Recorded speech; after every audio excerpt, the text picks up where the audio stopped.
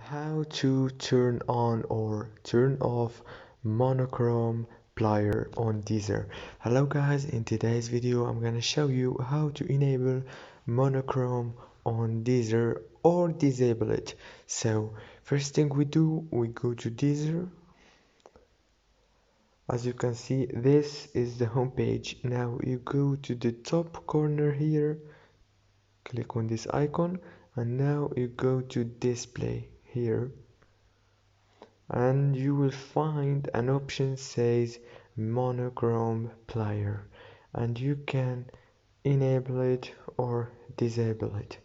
And that's it for today's video guys. Don't forget to like and subscribe if this video was helpful for you, and thank you so much for watching till the end.